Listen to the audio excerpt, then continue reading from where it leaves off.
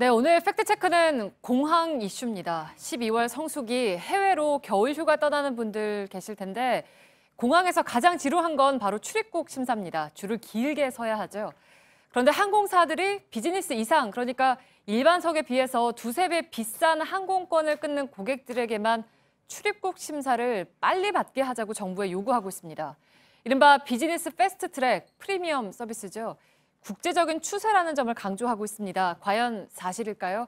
팩트체크해서 확인을 해봤습니다. 오대영 기자, 쟁점부터 좀 정리를 해주시죠. 네, 우선 현재도 패스트트랙은 있습니다. 대상이 이렇습니다.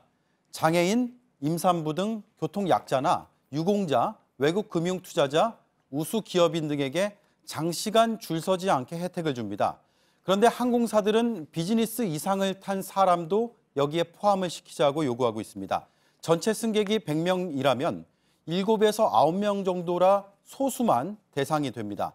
항공업계에선 상위 20개 국제공항 중에서 인천을 빼고 다 하고 있다고 주장을 합니다. 하지만 출입국 심사는 국가의 정책입니다. 그래서 항공사 표의 등급으로 차별적 혜택을 주는 게 맞느냐는 반대 목소리가 나오고 있습니다. 그러게요. 그러니까 간단히 좀 말을 하면 돈을 더 냈다고 해서 그런 편의를 줘도 되냐 하는 이런 문제인데 국제적인 추세인 거는 그럼 맞습니까? 네, 상위 20개 공항에서 대다수가 도입한 것은 맞습니다.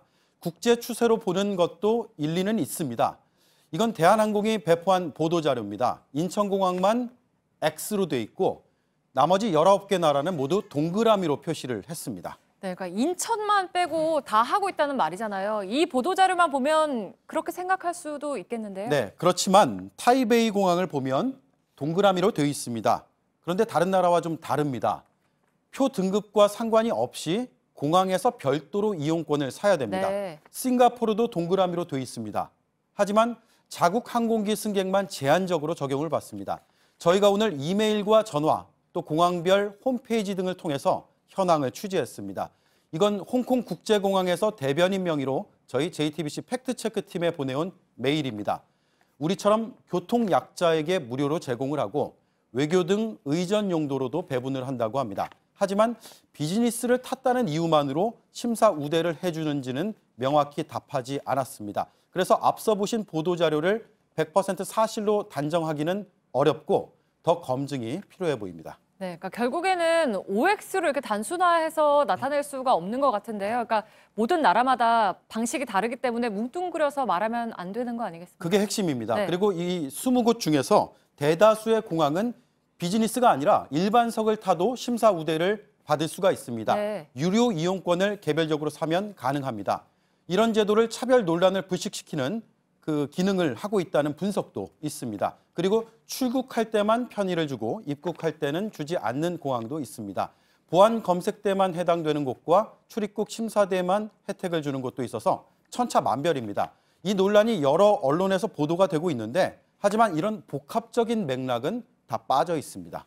네, 그러면 지금 항공업계가 구체적으로 요구하고 있는 것들은 어떤 것들이 있습니까? 네, 출국 시에 그리고 입국 시에 모두 적용을 하고 보안 검색대와 출입국 심사대에도 예외 없이 적용하자라는 건데 이 모든 것을 전면적으로 허용한 사례는 방콕 공항과 파리 공항 등이 있습니다. 네, 그러니까 결론은 다른 나라도 다 하니까 우리도 해야 한다 이렇게 일률적으로 말할 수가 없는 문제였던 거군요. 네, 항공사가 차별화된 맞춤형 서비스를 추구하는 것은 맞습니다. 그게 경쟁력이겠죠. 그럼에도 출입국 심사라는 공적 영역까지 이걸 확대하는 게 바람직하냐의 문제는 남습니다. 네. 이 논쟁은 이번이 처음이 아닙니다. 11년 전부터 항공업계가 요구를 했고 정부는 반대했습니다. 바로 이런 이유들 때문입니다. 현재 정부의 입장을 물어봤습니다. 신중히 검토 중이라고만 답을 했습니다. 네, 팩트체크 오대영 기자였습니다.